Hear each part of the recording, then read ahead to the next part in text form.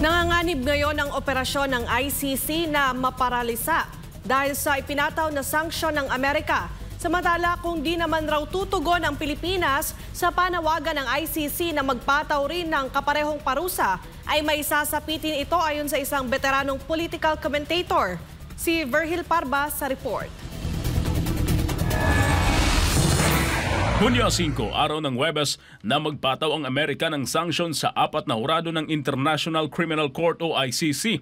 Ito matapos mag-issue ng warrant of arrest ang ICC kina Israeli Prime Minister Benjamin Netanyahu at Defense Minister nito na si Yoav Gallant. Isa rin sa inalmahan ng Estados Unidos ay ang pag-iimbestiga ng ICC sa umano'y war crimes ng Amerika sa bansang Afghanistan kahit hindi naman sila kasapi nito. Ang mga hurado na pinatawan ng Amerika ng sanctions ay sina Salome Balungi Bosa ng Uganda, Luz del Carmen Ibanez Carranza ng Peru, Betty Holler ng Slovenia at ang hukom na namamahala sa kaso ni dating Pangulong Rodrigo Duterte na si Reine Adelaide Sophie Alapini Ganzu. Sa isang panayam sa SMNI News, sinabi ng isang veteranong mamamahayag na si Jay Sonza na nanganganib ang buong operasyon ng ICC matapos ang naging hakbang ng Estados Unidos. Lalo na't na-freeze ang mga asset ng ICC sa Amerika. Pati pasahod ng mga husgado ay siguradong matatamaan ng nasabing kautusan ng nasabing bansa.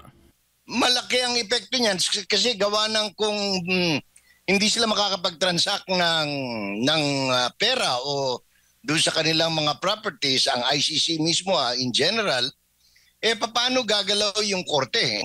It will cripple ICC for that matter. Darating ang panahon dyan sa malapit na hinaharap na mismong pambayad nila ng kuryente unless babayaran ng gobyerno ng Netherlands, wala na silang pambayad ng kuryente o pambayad ng tubig.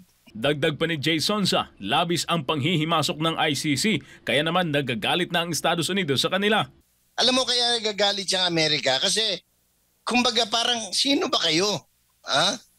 Para pakialaman kami na hindi naman kami sumang-ayon dyan. That's the reason we did not approve membership in the Roman Statutes. Talagang abuso. At talagang dapat dahil umaabuso kayo, therefore you have to be sanctioned. Samantala, hindi maikakaila ng lahat na malapit na magkaalyado ang Administrasyong Marcos Jr. at ng Amerika. Patunay rito ang kaliwat ka ng Joint Military Exercise na isinasagawa, maging ang pagdagdag ng Enhanced Defense Cooperation Agreement or EDCA sa Pilipinas. Dahil dito, maaaring may sasapitin ang Pilipinas sa Amerika kung hindi ito tutugon sa panawagan nila na magpataw rin ng kaparehong parusa sa ICC. Pagka ikaw ay allied tapos patumpik-tumpik ka, wala kang kwentang tao, wala kang kwentang bansa sa kanila. Ganun ang Amerika pag hindi ka nila nagagamit o magagamit o makikipagkaisa sa kanila, patay kang bata ka.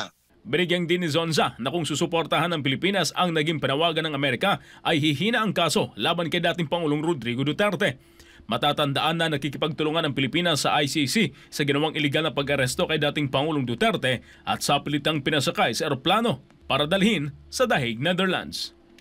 Ito si Virgil Parba, inyong citizen correspondent, nagulat para sa Diyos at sa Pilipinas nating mahal.